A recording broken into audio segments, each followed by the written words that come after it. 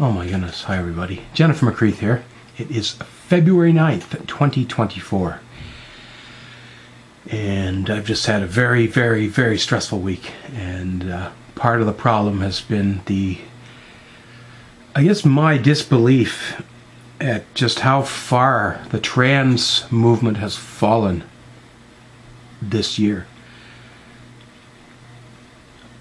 It seems like we've taken one step forward and 3 or 4 steps back.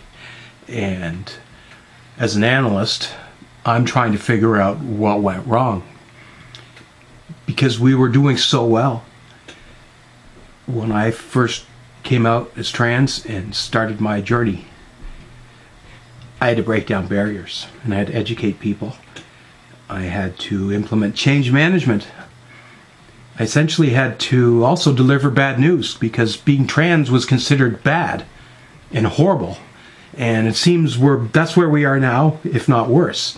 Because we now seem to backtrack to the point where we think if you don't tell somebody they're trans or don't let them transition, that they'll just say, okay, fine. It doesn't work that way. We've banned conversion therapy because conversion therapy doesn't work. But I gather this only applies to the attempts at converting gay and lesbians to being straight. Now we have government sticking their nose into the business of a patient and their doctor. Something that is very, very concerning. Especially when the doctors have worked so hard to prove and earn the trust and support, not just of their patients, but government as well. When I realized I was trans, everyone I asked told me, you should probably leave Newfoundland because there's nobody here that can help you. There's no doctors that know anything about trans issues. The only trans people we've ever known left, and they went somewhere to transition where there were experienced doctors and programs in place. And I said, no. We need to do this here. This is supposedly Canada. See that flag behind me there, that Newfoundland flag? It's a blessing and a curse depending on which way I look at it each day. But this lovely province did join Canada in 1949, which means the Canada Health Act applies. Yes! There's 5 principles in the Canada Health Act that are designed to make sure we all get the health care we need. But there's only one problem. There's nothing in there about enforcement. I'm going to Google that right now. 5 principles of Canada Health Act. I should know them by now. Portability, free. What are I don't know. Bottom line, I've got a really old computer, so Google is, I was just thinking and thinking and thinking. Okay. Public administration. Istration. Oh no, why are they spelling administration? I don't know. Comprehensiveness, universality, portability, and accessibility. So it's administered by the public system. Comprehensive means it's all inclusive.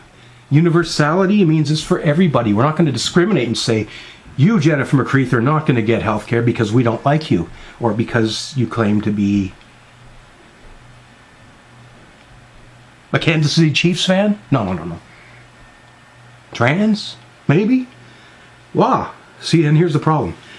Portability. So, as long as I'm a Canadian, I can get health care at home here in Newfoundland, or I can go to Nova Scotia on a vacation and visit my family and friends, and I can have health care there too.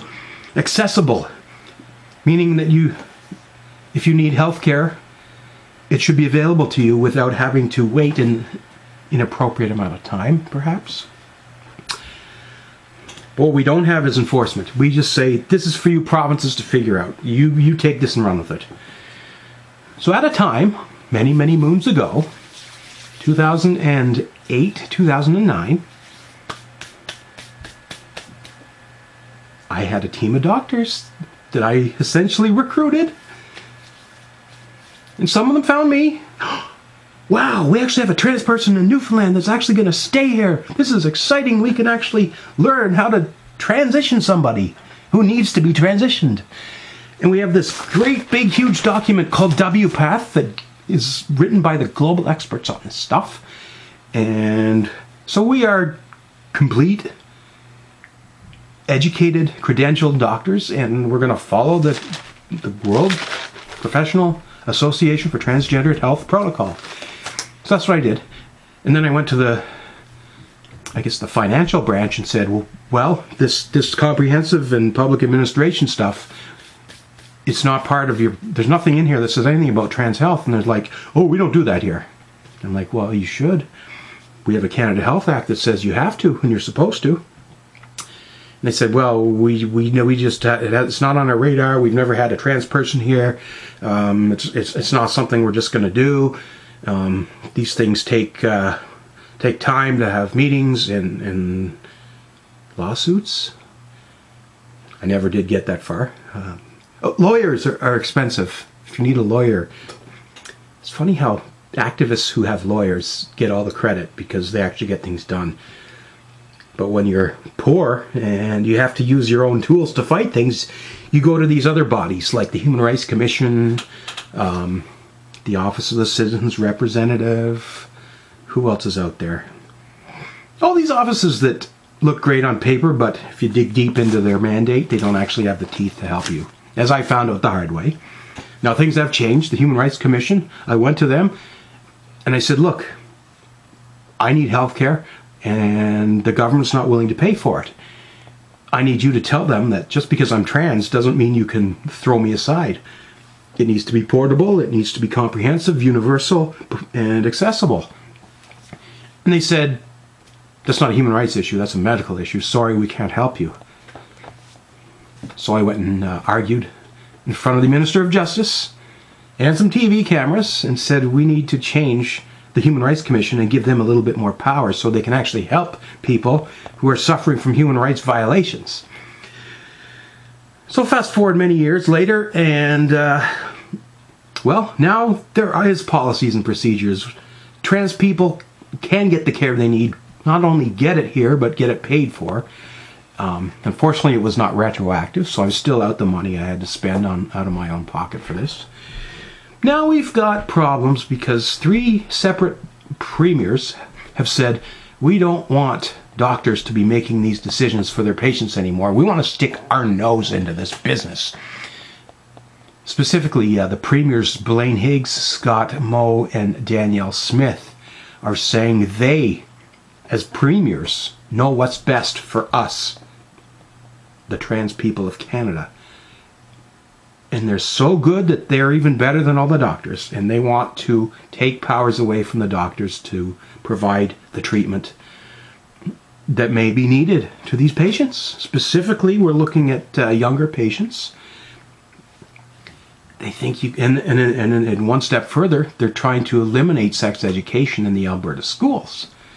So what happens if you don't have proper education on this? Well, you're going to have a tough time figuring something out. You ever buy like something that comes in 100 pieces and there's this manual that helps you put it together?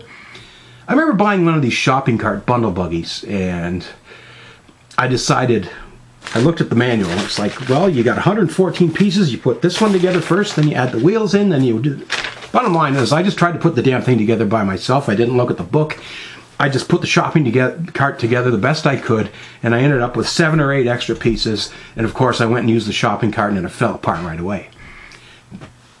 That's what it's like trying to negotiate and navigate the world as a trans person when you don't even know yourself that you're trans, and you aren't given any education about what this is, and your parents haven't been educated about it either. And you go to school and they don't tell you about this either. That's the way it was in the 70s and 80s. How many years did I go to school? Primary or kindergarten, then 1, 2, 3, 12. Ontario, we actually had grade 13, so I had 14 years in school.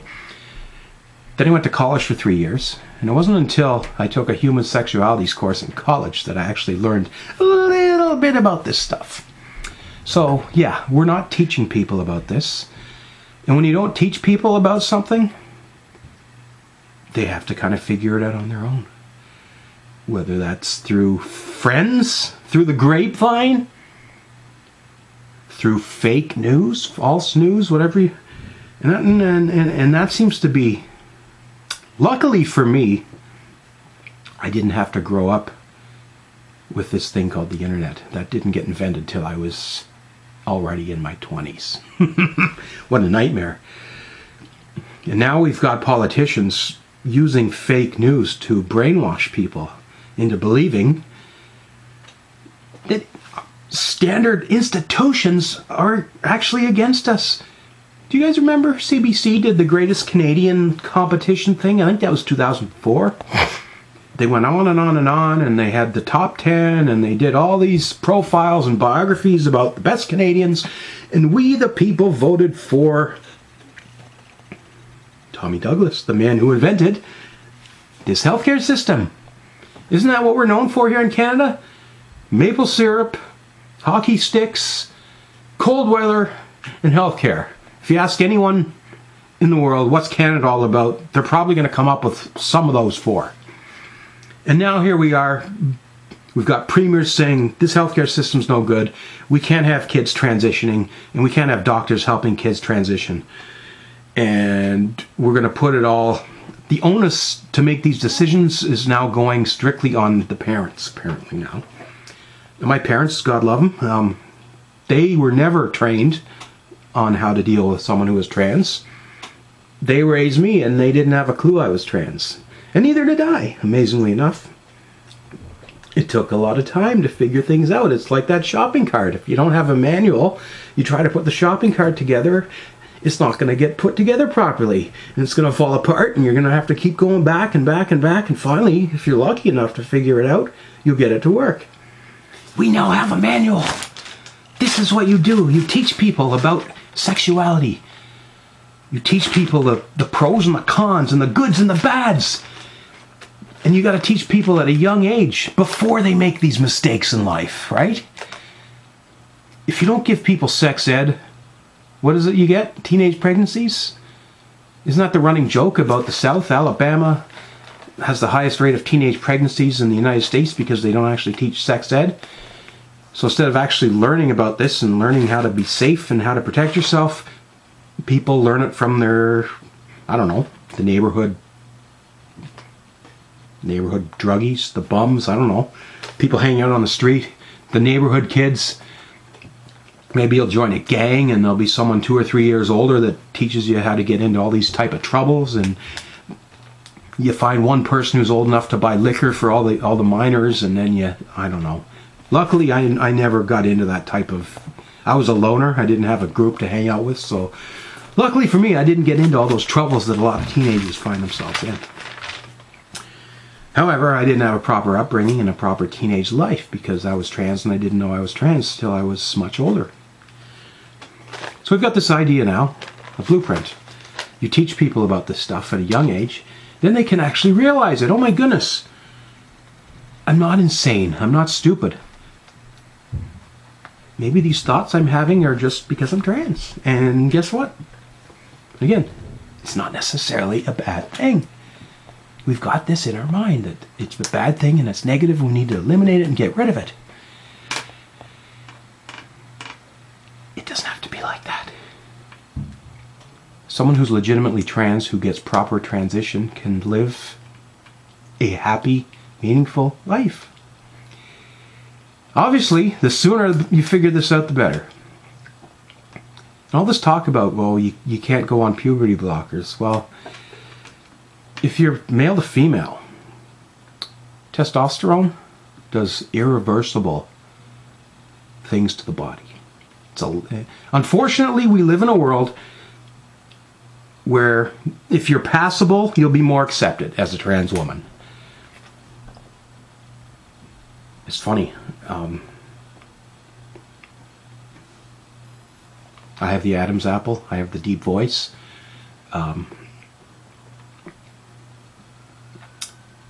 But as you may or may not know, I've taken estrogen, and my body has definitely changed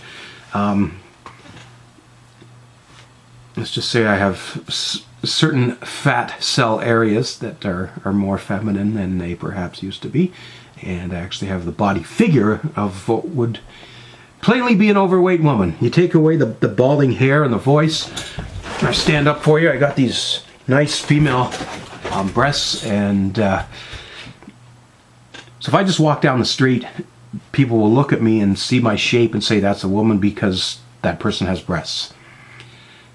But if I pick up the phone and start using this voice, people are like, wait a minute, who are you? You're not really who you say you are you? Then you have to explain that you're trans and you weren't able to fix your voice because you didn't get puberty blockers. If you had blocked my puberty way back in the early 80s, I never would have masculinized, and it would be a lot easier to make me passable as a woman. Now, I'm not really concerned about passability. I think it's important. Somebody has to be the spokesperson for this, and if we all just transitioned and lived in stealth, as they call it, you transition and nobody knows that you're trans, then nobody learns from it.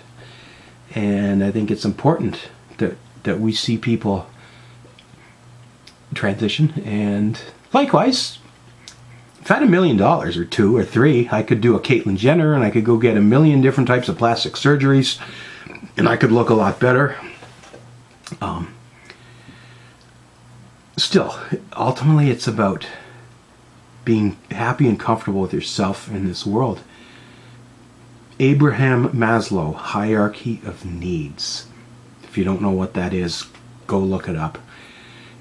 We have 5 levels of criteria for our wants and needs in life. I'm going to have to Google this because I haven't read out Maslow.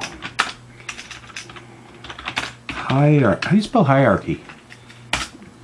With letters. Yes. So what are the top levels in life? Self-actualization, desire to become the most that one can be. Level 4, esteem, respect, self-esteem, status, recognition, strength, freedom. Aren't those great things that we all want to achieve in life? Level 4 and level 5. But guess what? If you don't have level 1, 2, and 3 covered, you're never going to get to 4 or 5. That's the theory. Psychological needs: air, water, food, shelter, sleep, clothing, reproduction. Doesn't matter if I have $1 million in the bank if I'm not able to breathe air. You take away my lungs, I'm not going to be able to enjoy level 2, let alone 3, 4, or 5. And that's kind of where transition comes into play here. I'm going to actually show you this so you know I'm not just making this up. Maslow hierarchy of needs. You can't achieve self-actualization or esteem if you don't have the basics in life.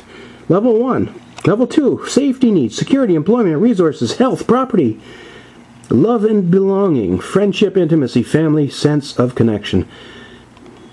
These 3 levels is where I've been stuck for most of my life. And only after I realized I was trans was I actually able to progress beyond level 1 and 2 and actually start looking at 3, let alone 4 or 5. Yeah, I've got air, I've got water, well, I don't sleep well. I do have shelter, but it's paying the bills has been tough. And that's part of where it's frustrating. I like who I am now that I've transitioned, but the rest of the world prefers who I was before then.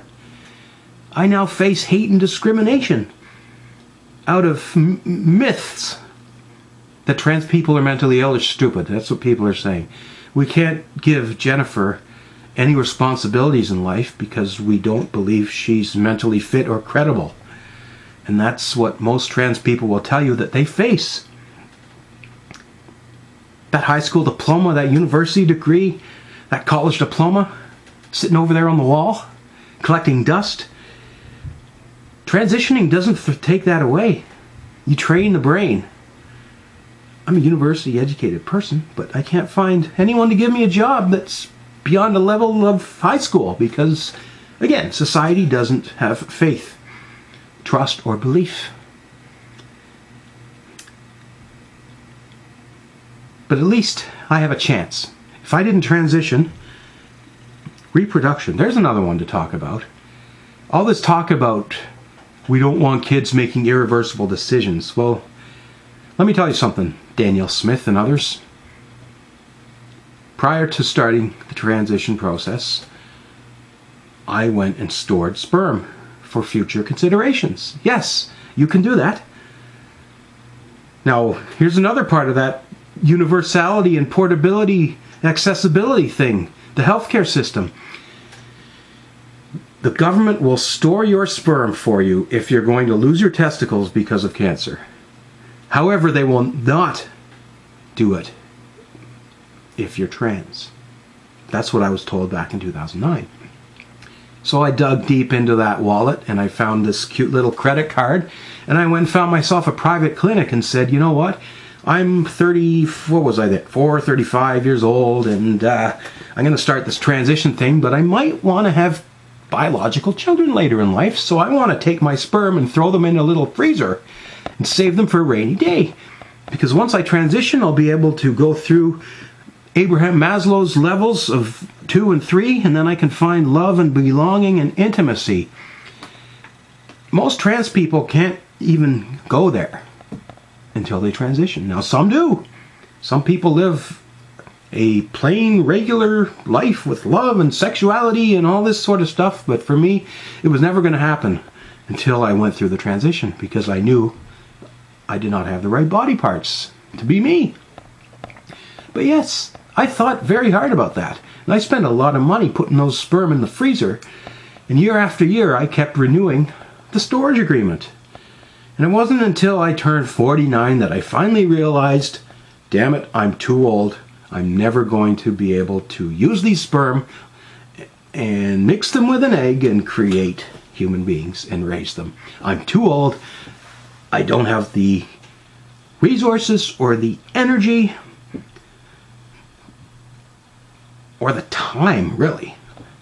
I don't want to be changing diapers when I'm 65 years old and sitting in a wheelchair and using a walker. But these are things you can do. Puberty blockers will block things, but they won't permanently. That's the rumor, and it's false. You will not face permanent harm from puberty blockers. Surgeries for sure, yeah. Still, how old are we when we start producing sperm? I don't know, 11, 12 maybe, 13, whatever. So you can preserve those sperm and then take somebody into transition at a fairly young age before the puberty thing completely ruins, or in my case, masculinizes your body. Does this make sense? We are denying level 1 now. Danielle Smith is saying, take that away. I do not even want you to have these basic needs in life until you're older, and by then it may be too late. How do we get here? Geez, we're 23 minutes into this video, and that's what I wanted to talk about. Where did the pendulum stop? We were working so hard and slowly climbing up and up and up, doing great, then boom! Was it Leah Thomas winning a gold medal at the NCAA? Nobody had a problem with trans people in sports until one of us actually won an event. Me running in the Boston Marathon and finishing in 4,200 and whatever place, no problem. But if you take a gold medal away from someone else, all of a sudden it's not fair. Is it really? Well, there's a whole other thing. We have a blueprint.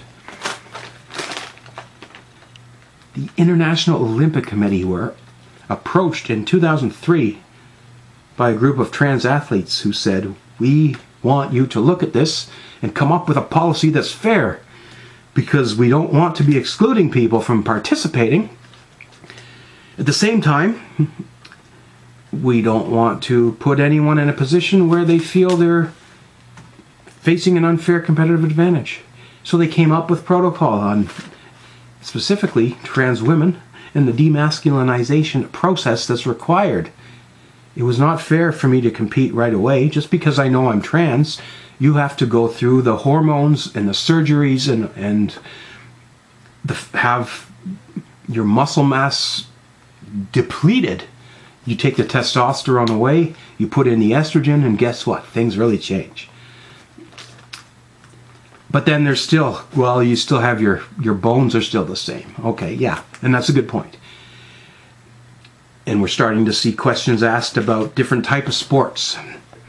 Maybe it's not an advantage. If I go and run a marathon, those bones are heavier. It means it's going to be tougher for me to run a marathon than someone who weighs less.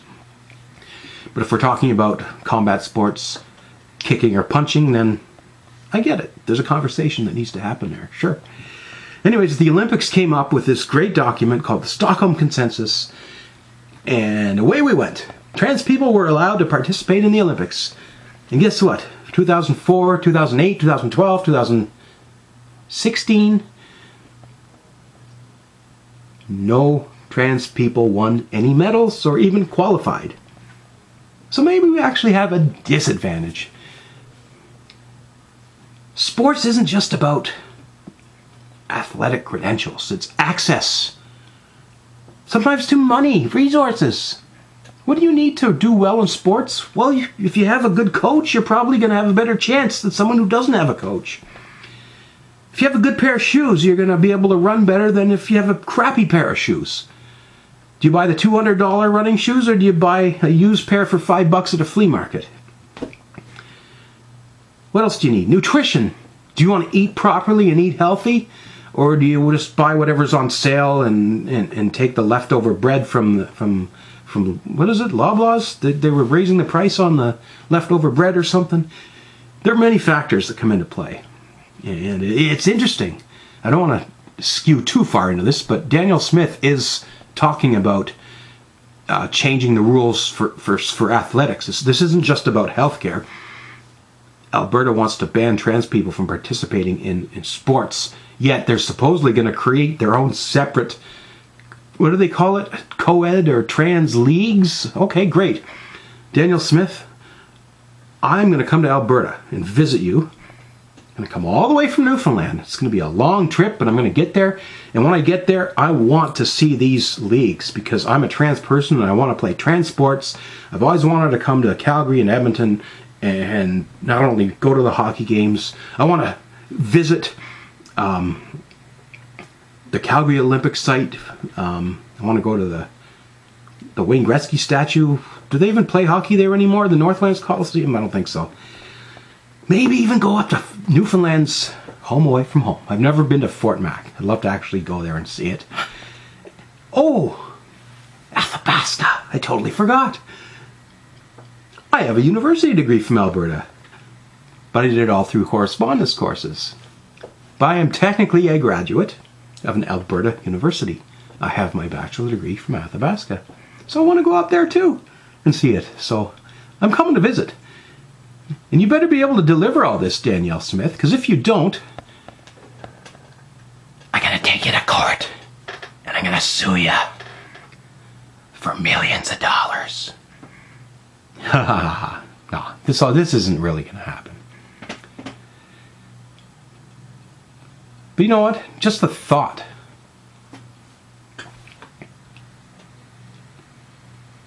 I don't know. Being in my 50s, I've seen a lot of things in life, and I've kind of learned, I guess, in some ways, don't get your hopes up too high. At the same time, when things are down, don't get too discouraged, because sometimes things will improve. What if you are a teenager turning on the news, and you know you're trans, and here's your so-called leader, the premier, saying, I'm not going to let you transition until you're 18 or older. If you're 12, 13, 14 years old, what does that do to you? It's got to screw your mind up. What happened? Where do we lose the trust and faith? The doctors were doing so good. The protocol, the documents, everything was... What's that phrase? If it ain't broke, don't break it. Well, we just did. We took this policy from the Olympics and ripped it up and threw it away and said, start from scratch. Same thing with the healthcare. It's like all the hard work, we're just going to pretend that either it didn't happen or it was all bad, and we're going to start from scratch and say we're going to go back to where we were 100 years ago. Don't do this. It doesn't happen. It's not real. Trans people don't really exist. And if you think you're trans, then something's wrong with you. You need counseling. Well, it didn't work back then, and it's not going to work now. I never thought the day would come when I would be sitting here saying I'm going to be voting Liberal because the Conservatives have taken things too far. But Conservatives, you've taken things too far. Polyev, you've now opened your mouth and made your intentions clear. You folks obviously are against me and the trans community, which is sad. You're throwing away your votes. We're going to have to give those corrupt Liberals another 4 years in power. Every day there's a scandal in the news about the Liberals spending money, wasting money, but at least they're not going to take away my basic level 1 rights. They're not taking away my air, my water, my food, my personal security, my employment, my resources, my health, and my property. And that's what Danielle Smith and Scott Moe and Blaine Higgs are trying to do. They're basically saying, trans people, you're going to be stuck at level 1 and you're never going to evolve. I don't know where we go from here, folks. But something happened. We were doing so well, and all of a sudden the pendulum has turned, and things are just falling apart on us. Maybe I should have seen this coming. My life, I thought it would get better. I thought I would be able to gain education, support, acceptance here in Newfoundland. I'm here 17 years now, 16 of which I've been the out-known trans pioneer. Yet, it's a very low ceiling. I can't seem to get to that next level in life where I can look at level 3 and 4 and 5 and get that good job and buy a house and a car. And I go somewhere else, but apparently you can't do that in Alberta or New Brunswick or Saskatchewan. Running out of provinces, it's hard to believe, as crazy as Doug Ford is, at least he's not going to touch this in Ontario. Maybe I'm going to have to go back there. Maybe the best place for me is to go back there. Newfoundland, I can't believe I'm going to say this, but thank goodness we have a Liberal government here at the provincial level. Because God knows what these Conservatives are going to do. They're probably going to, who knows. This Danielle Smith thing is getting really scary. And I feel really, really concerned for the trans people of Alberta. And it's sad to think that they're going to have to do what I was told to do 15 years ago, and that's move to another province because you're not going to be welcomed here. What the hell country have we become, Canada? This is absolutely terrible. It's bullshit. And it reeks of Donald Trumpism. It's basically what it is. And it sucks. It's not a world I want to live in. It's terrible. But I'm not just going to sit here and do nothing. I'm going to do something about it. I don't know what yet. Maybe it's just starting by turning the camera on and talking. Jennifer, you make too many videos. Nobody's going to give you attention or give you a job because they're worried you're going to make a YouTube video and say something stupid. Well, I stopped making videos. I've been very quiet for the past 5 or 6 years, and that hasn't helped. So guess what? We're going back to YouTube. We're going to stir the pot, and we're going to be as aggravating in a positive way as possible so that we can have these conversations and get things back on track. And for all you people here in Newfoundland, in the trans community, who try to poo-poo all the good work I've done, well, guess what? That work's going to come back to the front page. In media, I will force you to pay attention. There's more than just one trans person here in Newfoundland, and it's time we all get a chance to share our stories and put our ideas forward. I think you all know who the one I'm talking about. I'm not going to get into that here. Anyway, 35 minutes. Thanks for watching my video today, and let's keep the conversation going. Have a good day, everyone.